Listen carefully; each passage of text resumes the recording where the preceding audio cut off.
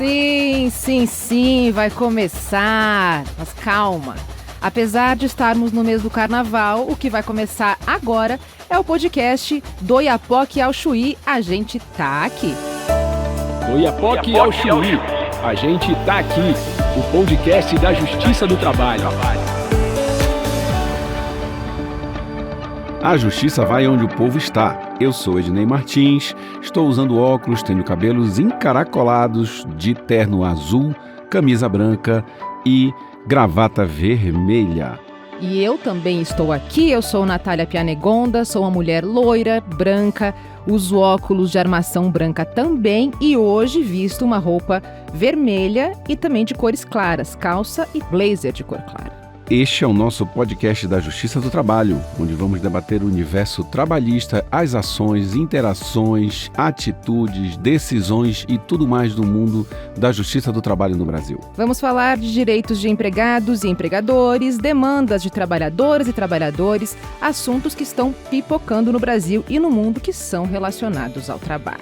E em cada um dos episódios que nós estivermos aqui, nós vamos falar sobre um tema específico e o de hoje é sobre itinerância. É o quê? Hã? Como é que É o quê? Alô Google, alô dicionário. Comissária, explica aí.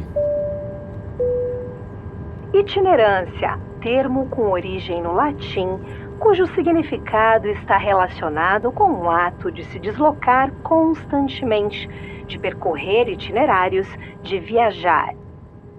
Estamos em viagem, está aí a explicação, de acordo com o dicionário Aurélio. Mas você aí que está ouvindo a gente, sabe por que itinerância e justiça do trabalho andam juntas? Eu vou tentar ajudar a esclarecer, Nath. Nas itinerâncias, ou seja, nessas viagens Brasil afora, os juízes, as juízas, os servidores da Justiça do Trabalho e vários parceiros vão até onde o povo está para atender quem precisa de auxílio. Mas para explicar melhor e engrossar esse caldo aqui do nosso bate-papo, quem participa com a gente do podcast é o juiz do trabalho Otávio Bruno da Silva Ferreira. Ele é juiz auxiliar da presidência do TST e do CSJT. Doutor Otávio, seja bem-vindo aqui na nossa mesa. Olá, Ednei, Natália, é um prazer estar com vocês. Eu sou um homem branco, de cabelos pretos, curtos, uso uma barba preta, já também, como disse o Ednei, com os cabelos brancos, a minha barba também está ficando branca. Estou usando um terno azul marinho, uma camisa branca e uma gravata de laje. É um prazer estar com vocês para falar sobre itinerância e a Justiça do Trabalho, como Natália pontuou, sempre está junto, desde o início realiza atividade itinerante, afinal, devemos estar próximos das pessoas, atender as pessoas, ouvir quem está lá na ponta. Que bom estar contigo aqui hoje, doutor Otávio. Obrigada por estar com a gente e explicar para a gente qual que é a importância e o valor dessa itinerância. Aliás, o senhor acabou de falar que é uma ação bastante antiga da Justiça do Trabalho. E por quê? A Justiça do Trabalho ela sempre compreendeu, e que é importante a gente rememorar, que a Justiça do Trabalho, na região amazônica em especial, começa a itinerância pelos barcos. A itinerância, sabidamente, a região é muito grande, a extensão territorial, e como é que o Estado, a Justiça do Trabalho, vai se tornar presente na vida daquelas populações? Então, a ideia de levar o Estado, a própria justiça, nos barcos, hoje na carreta, de outros transportes, é exatamente para que as pessoas saibam, primeiro, que a justiça existe. Saibam que elas podem reclamar. Saibam que elas têm o Estado disponível para que elas possam fazer suas denúncias, suas reclamações. E sair dos nossos castelos, dos nossos muros, das nossas paredes é tão importante e uma necessidade tão antiga que até Papa Leão falava disso. É, menino, olha, a nossa equipe de pesquisa, nossa grande equipe de pesquisa foi atrás, investigou e descobriu que até o Papa Leão, mas o Papa Leão XIII, já falava sobre isso. Vamos ouvir aí o que o pessoal pegou.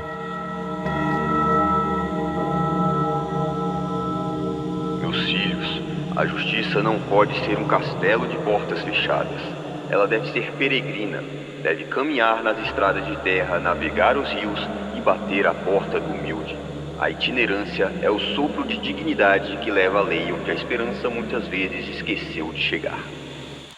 Bom, então se até na antiguidade a gente já sabia que justiça tem que andar, sebo nas canelas, vamos botar o pé na estrada. É isso aí, a Justiça do Trabalho perto do cidadão e respeitando o que estabelece a nova Política Nacional de Justiça Itinerante, aprovada pelo Conselho Superior da Justiça do Trabalho agora, no último dezembro de 2025. Tu pode falar um pouco para a gente sobre isso, Otávio? Essa resolução que foi aprovada, é a 428, Ednei, ela é muito importante, porque ela consegue alinhar a justiça itinerante que já acontecia nos TRTs, nos Tribunais Regionais do Trabalho, com aquela ideia de realizar a audiência fora da vara do trabalho, Natália, mas também ela agrega outras situações. Então a gente consegue, a partir dessa resolução, alinhar serviços judiciários, serviços prestados por órgãos parceiros, INSS, Caixa Econômica Federal, INCRA, vários parceiros que também prestam serviços à população, e ela agrega também os programas institucionais. Nós temos atualmente o programa de erradicação do trabalho infantil e estímulo à aprendizagem, o programa de combate ao trabalho escravo e proteção ao migrante, o trabalho seguro e o programa de equidade, diversidade e raça. Então, esses 4 programas também farão parte da itinerância. Por quê? Porque a gente sabe que a população ela precisa de capacitação, de conhecimento, da noção de cidadania. Até porque, para que eu consiga reclamar os meus direitos, eu tenho que antes conhecê-los. Então, a itinerância ela tem esse papel fundamental. O primeiro capítulo da resolução é alinhar a itinerância com a prestação dos serviços, os programas e também os pontos de inclusão digital. No mundo virtual que nós estamos, é fundamental que as pessoas possam ter acesso do seu território aos serviços públicos. Então, nós já temos a possibilidade de implementação dos pontos de inclusão digital para que a pessoa vá lá, entre em comunicação com uma vara do trabalho, tire dúvidas, possa até mesmo fazer sua reclamação pelo ponto de inclusão digital. A gente está falando aqui de normativo, né? A gente está transitando num universo ainda abstrato. Como é que a gente traz isso para a vida real? Quero falar de vida real. O que acontece lá na itinerância, doutor Otávio? O que o senhor, como juiz do trabalho, que veio da Ilha do Marajó, lá no Pará, entende e vê nessa vida real do Brasil quando a gente vai até as pessoas e realiza aquele atendimento? Para responder a sua pergunta, Natália, é fundamental a gente compreender como é que a gente vai mapear os locais que merecem o serviço da itinerância. Não que o território brasileiro todo não precise da presença do Estado, mas há determinados locais que têm uma vulnerabilidade territorial, social tão grande que faz com que as pessoas fiquem, às vezes, sejam vítimas de trabalho infantil, de exploração infantil, de trabalho escravo, né? Que tem um IDH, um índice de desenvolvimento humano tão baixo. Esses locais, eles merecem uma atenção especial do Estado. Então você já imagina que o cenário que é apontado pela itinerância é um cenário trabalhoso. E por que a gente vai para lá? Porque o Estado precisa estar lá, né? Quando a gente atende a população numa região como a Ilha de Marajó, por exemplo, como fizemos ano passado pelo TRT da 8ª região, ou então no sul do Pará, que a região também é gigantesca, a gente consegue ouvir a demanda da população, sentir a necessidade da população. Isso é fundamental. Eu digo que quando a gente realiza uma itinerância, o sentimento é: eu preciso continuar fazendo mais. Porque quando você vê uma fila que se forma às 2 da manhã para conseguir obter o registro de identidade, você percebe que há milhares de pessoas que estão sem acesso ao Estado, sem acesso aos serviços básicos. A itinerância que o Conselho Nacional de Justiça realizou em São Félix do Xingu demonstrou isso. Mais de 1.000 certidões de nascimento que foram emitidas naquele local. Ou seja, mais de 1.000 pessoas que estavam fora do radar do Estado. Porque eu acho que é importante isso, né, doutor Otávio? A gente falar que quando nós saímos nessa itinerância, que é, na verdade, tirar o judiciário de dentro da sala de audiência e levar essa sala de audiência praticamente, no sentido figurado, para a praça da cidade, para atender lá na praça da cidade o cidadão, eu acho que é importante dizer que a gente não está levando só a questão do direito do trabalho. São vários parceiros que estão conosco nisso. E também colocar isso em prática agora, na próxima que vai acontecer, na primeira que vai acontecer, também é seguir adiante com uma política que é do TST e é do CSJT. Porque o ministro Vieira de Mello, que é presidente do TST, lá na posse dele em setembro, ele destacou inclusive a itinerância de levar a justiça até o cidadão como uma prioridade da gestão e colocando essa prioridade inclusive na região norte do país, na Amazônia. Como é que o senhor fala para a gente sobre isso? Por que na Amazônia? Por que no norte? Até porque o senhor é forte, né? O senhor vem do norte. Então, assim, como é que é? O senhor tem uma experiência prática de ser um marajoara, que é diferente também isso, né? É diferente, eu falava há pouco com Natália, que a percepção e a vivência de cada pessoa influencia nas suas ações, nas suas decisões. Então, o fato de ser da Amazônia, ser especificamente da Ilha de Marajó, e que teve, né, ao longo da vida, acesso a políticas públicas, a gente reconhece o quanto o Estado é fundamental em uma área de grande vulnerabilidade. E pontuaste algo bem interessante. O ministro Vieira de Mello Filho vem sempre falando sobre isso. A importância de levar o Estado às pessoas que mais precisam. Pessoas indígenas, quilombolas, populações tradicionais. Ele falou isso na posse, ele reafirmou no encerramento do ano e tem reafirmado esse compromisso. Porque, em especial pela região norte. Quando ele estava na corregedoria, ele passou pela região e viu a necessidade que nós temos, enquanto Justiça do Trabalho, de um fortalecimento, de uma presença constante naquele território. É um território marcado por grandes violações no campo do direito do trabalho. Trabalho escravo contemporâneo, exploração infantil. Então, a presença do Estado, eu digo que basta a presença do Estado para que as pessoas saibam que o Estado existe.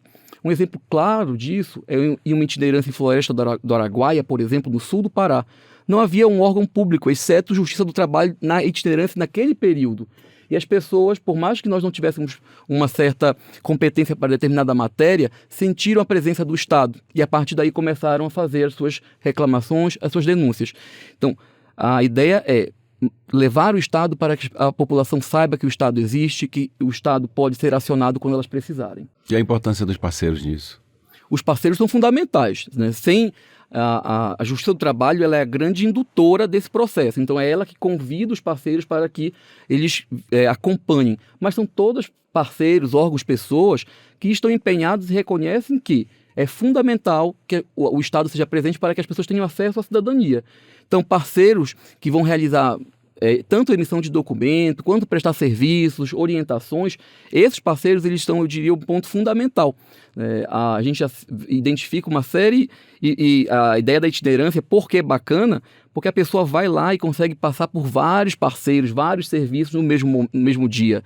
Então, eu tenho que ir eu digo sempre que parece uma consulta médica, que aí você tem que ir ao médico, depois tem que ir ao retorno, aí o médico encaminha para um outro médico. Na itinerância a gente resolve tudo no mesmo dia, no mesmo ato, porque ela não tem certidão de nascimento, ela consegue com o cartório. Ela não tem o RG, ela vai até a polícia, o setor de emissão de documento, ela consegue. Carteira de trabalho, ela vai até o Ministério do Trabalho e Emprego, ela consegue. Então ela sai dali atendida em vários pontos que serão voltados à cidadania. Eu ainda quero te perguntar sobre um detalhamento desses atendimentos, mas antes, o Ednei comentou que a nossa primeira itinerância da Justiça do Trabalho, será realizada no Bico do Papagaio, lá no norte do Tocantins. O senhor pode falar um pouquinho para a gente dessa ação? Posso. O Bico do Papagaio é uma região que nós fizemos um mapeamento a partir de ferramentas do Smart Lab, em especial, para identificar o porquê seria a região que levaria a primeira itinerância inédita da Justiça do Trabalho, pelo Conselho Superior e pelo TST. É uma região de grande informalidade, mais de 70% está no mercado informal, risco de exploração do trabalho infantil, trabalho escravo, conflitos fundiários, uma série de situações que acendem um alerta dizendo, olha, essa região aqui precisa de um atendimento. E é uma região de fronteira, porque ela está no Bico do Papagaio, ali a fronteira com o Pará e com o Maranhão. O ciclo, em especial rural, a grande parte da população é rural, faz com que a pobreza extrema, às vezes, a pessoa saia de um território, saia do Bico do Papagaio, entre no Pará, seja explorada, retorne, vá para o Maranhão, seja novamente explorada. Então a ideia dessa região inicial é que a gente consegue ter um ponto de identificação de problemas sociais e conseguir, junto com o Ministério Público Federal, que é um parceiro, Defensoria Pública da União, levar esses parceiros para uma escuta e identificação dos problemas. Veja que a Justiça do Trabalho ela é uma indutora, ela consegue levar esses parceiros. O parceiro poderia ir sozinho, mas o fato de ser uma ação organizada pela Justiça do Trabalho dá um grau de visibilidade para a ação e de segurança para os demais parceiros fundamental para que a ação seja realizada. Você está ouvindo do Oiapoque ao Chuí, podcast da Justiça do Trabalho. Você comentou que você tem 12 anos de experiência com itinerâncias, né? Pontuou agora da fragilidade, por exemplo, dessa região do Bico do Papagaio, da fragilidade que muitas pessoas vivem. O que vocês viram, o que o senhor viu nesses 12 anos de itinerância, que o senhor pode contar para a gente, que traz essa evidência muito real da importância de o Estado estar e permanecer lá também sempre que possível? Como é que é a vida dessas pessoas? Como é que a dificuldade, a falta de acesso à informação básica impede que elas tenham acesso a direitos que são fundamentais, como um salário mínimo, férias, FGTS, um trabalho digno? Sabes que isso aí seria matéria de um novo podcast que a gente ficaria a semana toda conversando. Eu quero os bastidores. Porque eu poderia te falar sobre diversos momentos, né, nesse processo de itinerância. Talvez trazer um exemplo de como isso afeta a população e do quanto a justiça é fundamental. A gente tem vários municípios na região da Ilha do Marajó, por exemplo. É a maior ilha fluvio-marítima do mundo, a Ilha do Marajó. Mas quando você analisa o IDH, ela concentra os piores índices do Brasil. Melgaço, o município da Ilha de Marajó, tem o pior IDH do Brasil. Então você consegue perceber o território. E aí você identifica onde está a justiça do trabalho neste território, na vara do trabalho de Breves. A distância entre os municípios é grande. Há um deslocamento apenas por barco. Caro, você tem que pagar. Se você quiser levar uma testemunha, tem que pagar o valor. Então, isso tudo vai aumentando o custo financeiro. Por que eu estou fazendo a introdução? Para que a gente possa analisar quantos processos tem de determinado município em determinada vara. E aí eu faço aquela indagação que eu lhe fiz. É porque não tem problema? É porque está tudo legal? Ou é porque as pessoas não sabem nem que tem direito? Então, o fato, às vezes, de assumir, e eu falo da experiência da magistratura, de pessoas que se comprometeram a receber, aceitaram receber R$300 por mês para trabalhar. Por quê? Foi um acerto, foi um acordo, e o empregador disse que não conseguia pagar mais do que aquilo.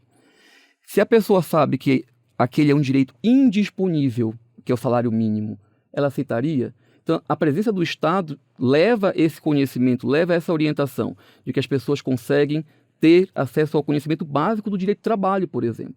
E aí, se a gente percorrer o Brasil todo, identificar que nós temos um grande déficit de trabalho decente no país todo.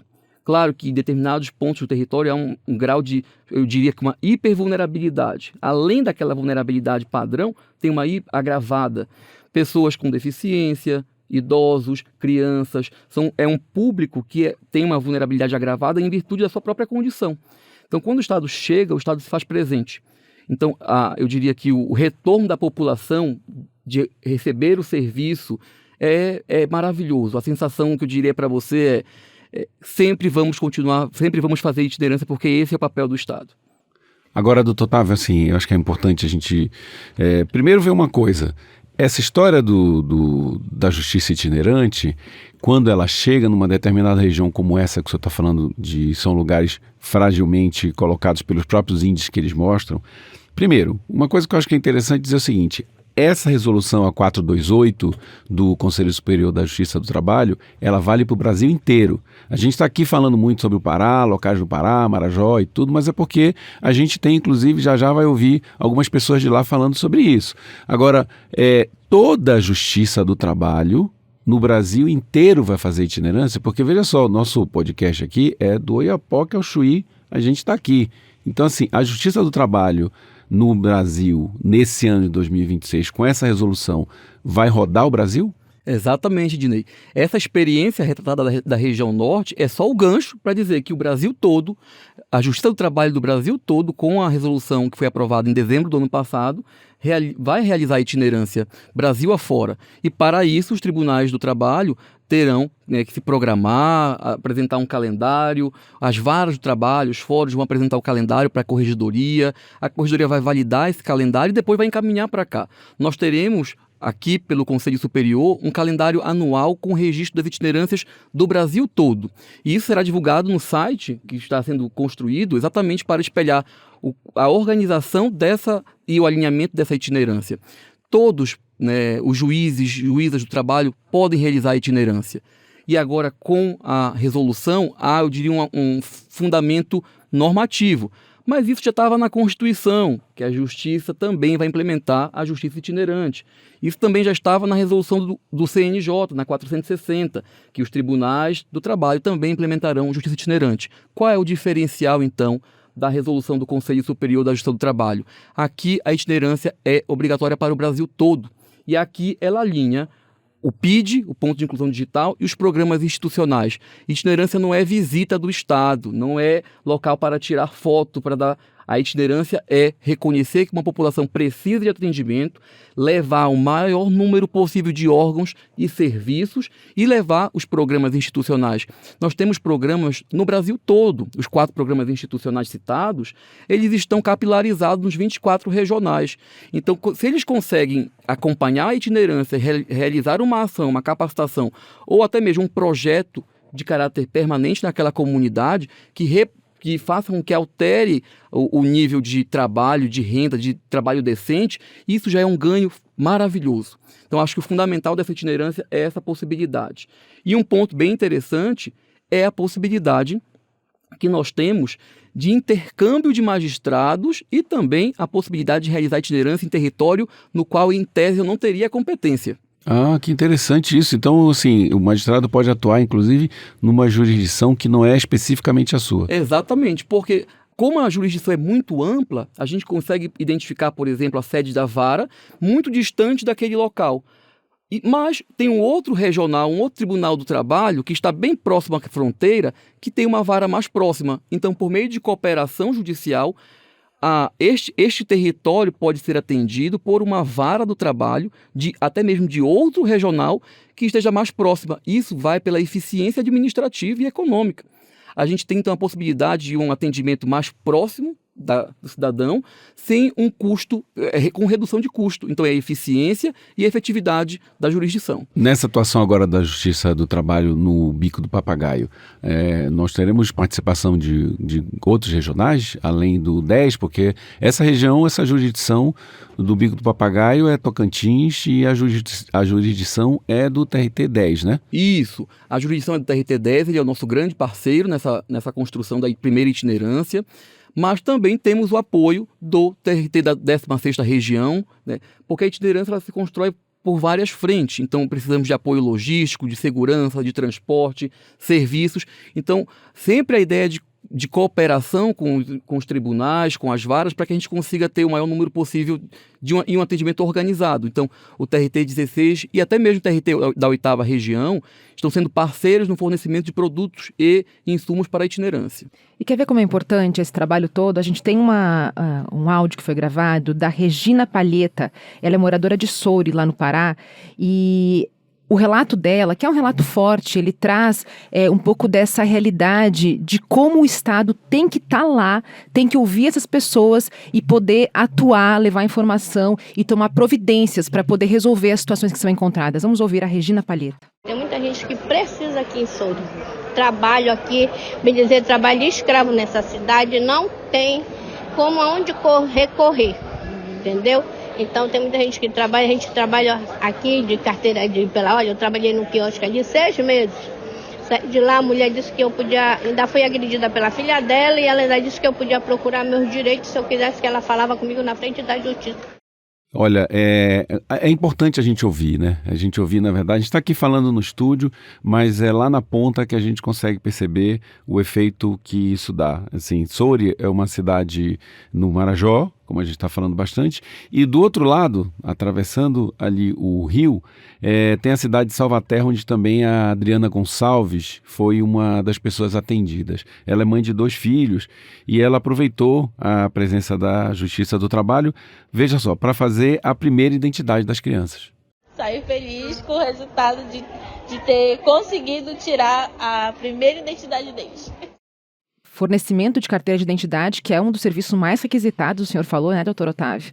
Durante as itinerâncias, que também dá uma dimensão de como o acesso à cidadania ele é necessário e fundamental. O que uma pessoa faz sem identidade? Nada. Exatamente. E para você ter uma noção de como há esse déficit, Natália, as pessoas chegam na fila por volta das 2, 3 da manhã para conseguir uma senha. Ou seja, há uma grande dificuldade em diversos municípios do país de conseguir um documento básico para ser atendido em outros órgãos. Então, sem a identidade, como é que ela vai conseguir, por exemplo, ser atendida, realizar matrícula em escola, ou então até mesmo ser atendida num posto de saúde?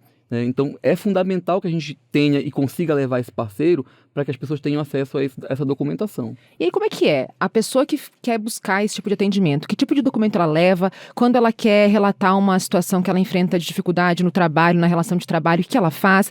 Se eu sou um empregador, eu tenho uma empresa, que tipo de serviço eu posso acessar durante uma itinerância? Conta um pouquinho para a gente desse serviço mesmo, sabe? Sim.